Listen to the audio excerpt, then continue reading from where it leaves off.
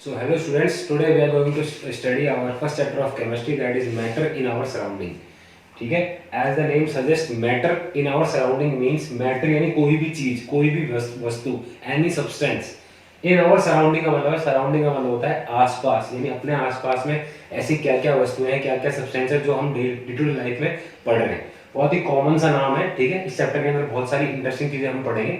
तो सबसे पहले मैटर होता क्या है। मैटर मीन्स कोई भी एक ऐसी चीज, ठीक है, जो जिसका कोई मास है और जो कोई स्पेस घेर रहा है। यानी कि जैसे आप देख रहे हो मेरे हाथ में एक मार्कर है, ठीक है, obviously it is occupying some space. अब यहाँ पे ये है तो इतना स्पेस तो उसने बिल्कुल फिल कर दिया है, और it is having some mass. When I put on this marker on the weighing scale, then definitely I find out some mass, ठीक है। और जैसे एग्जांपल मैं देता हूँ आपको, मींस बैलून का, air is filled in balloon, ठीक है। तो वहां पे क्या है, I can not touch the air which is filled in the balloon, but still it is occupying some space and mass. Balloon का कुछ ना कुछ वेट तो होगा, और स्पेस तो दिख ही रहा है। जितना जितना जितना बड़ा बैलून होगा उतना स्पेस उसने घेर लिया है, ठीक है। तो आई होप ये चीज आपको क्लियर हो जाएगी। मैटर यानी कोई भी वस्तु, कोई भी सब्सटेंस जो अपने आसपास हमें दिख रहा है, कोई भी चीज, अपने घर, कपड़ा, मैं, आप, कोई भी एनिमल, ट्री, सब, कोई भी चीज, ठीक है। Either it can be solid, liquid and gas, ठीक है। ये तो हम थ्री स्टेट्स ऑफ मैटर तो हम पढ़ ही रहे हैं, ठीक है। तो अब हम देखेंगे मैटर की डेफिनेशन।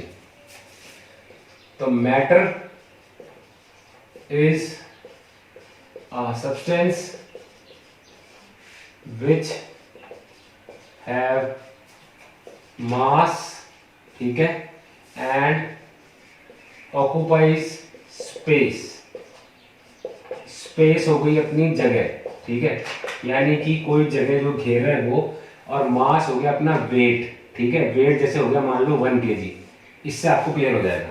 सपोज कोई चीज मैंने ली, जैसे मार कर लिया, सपोज इसका वेट 1 kg है और उसने कुछ स्पेस घेर रखा है, तो इट इज अ मैटर, ठीक है। और वो आगे हम पढ़ेंगे स्टेट क्या है, सॉलिड है, लिक्विड है, गैस है। तो अभी आपको सबसे पहले इस डेफिनेशन से ये क्लियर होना चाहिए कि मैटर की डेफिनेशन क्या है और मैटर होता क्या है, बेसिक, ठीक है। बेटा 9th क्लास के अंदर आपको बिल्कुल बिना इन चीज़ों का ध्यान रखना नहीं है। कोई भी चीज़ बेसिक बेसिक आपको समझना है। हर एक चीज़ के पीछे क्या लॉजिक है वो मैं आपको धीरे धीरे बताऊंगा, और आपको ये चीज़ें धीरे धीरे समझ में भी आएंगी, ठीक है। अब मैटर हमने पढ़ा कि भाई कोई भी ऐसी चीज जिसका कोई कोई मास है और वो कोई स्पेस जो अपना मींस घेर रही है, वो। अब हम नेक्स्ट पढ़ेंगे इसके कैरेक्टरिस्टिक, यानी कि जो मैटर होता है उसके क्या क्या कैरेक्टरिस्टिक्स है, बेसिक कैरेक्टरिस्टिक्स।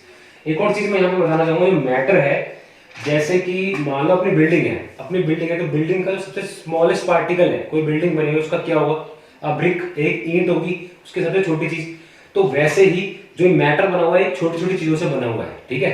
तो इसका एक और पॉइंट जो इंपॉर्टेंट मैं लिखना चाहूंगा वो ये है, matter is made up of tiny particles. Tiny means बहुत ही छोटे, यानी स्मॉल से भी जो छोटा होता है उसके लिए हम यूज करते हैं टाइनी, ठीक है। टाइनी पार्टिकल्स, पार्टिकल्स यानी बिल्कुल ही छोटे हिस्सा, ठीक है। तो ये एक पॉइंट और इसका ऐड करना चाहूंगा मैं मैटर का। I hope this is clear. Next हम पढ़ेंगे इसके अंदर मैटर के कैरेक्टरिस्टिक्स, ठीक है।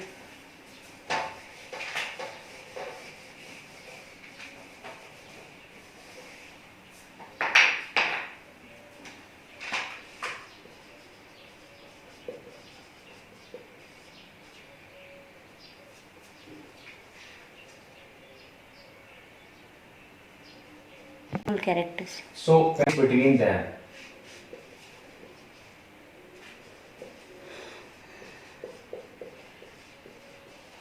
यानी कि जो भी स्मॉलेस्ट पार्टिकल्स हैं उनके बीच में कुछ ना कुछ स्पेस होगा। जैसे कि मैंने बिल्डिंग का एग्जांपल लिया है, वही देख लो आप, बिल्डिंग के एक एक ब्रिक के बीच में कुछ कुछ स्पेस है, ठीक है। सेकंड आता है, दे आर कंटिन्यूअसली मूविंग, यानी कि अपना, अब देखो ये पॉइंट अपने ब्रिक वाले एग्जांपल में फिट नहीं होगा, ठीक है। कंटिन्यूअसली मूविंग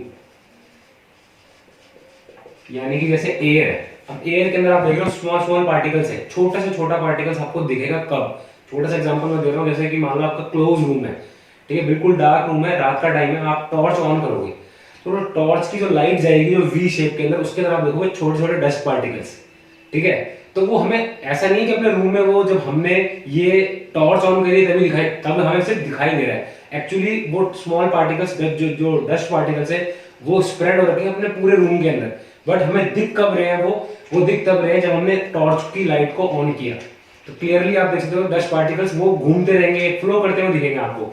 तो ये पॉइंट वहां पे फिट बैठता है कि दे आर कंटिन्यूअसली मूविंग, यानी कि रुकते नहीं है, वो स्प्रेड होते रहेंगे, क्योंकि एयर है, एयर के अंदर आपको पता है वो तो फ्लो कर रही है पूरी, ठीक है। तो यहाँ पे ये वाला जो मतलब सेकंड पॉइंट है वो आप उस एग्जांपल से समझ सकते हो कि जो स्मॉल पार्टिकल्स है, स्मॉल डस्ट पार्टिकल्स है, they always move continuously. Third होता है दे अट्रैक्ट ईच अदर। यहाँ पे अट्रैक्ट का मतलब ये है कि जिस तरफ वो एक पार्टिकल जाएगा ना, वो सारे के सारे पार्टिकल उसी तरफ जाएंगे, ठीक है। ऐसा नहीं है कि कोई कहाँ स्प्रेड तो हो रखे हैं ऑल ओवर द एटमॉस्फेयर, हम देख रहे हैं small dust particles are spreaded, but यहाँ पे इसका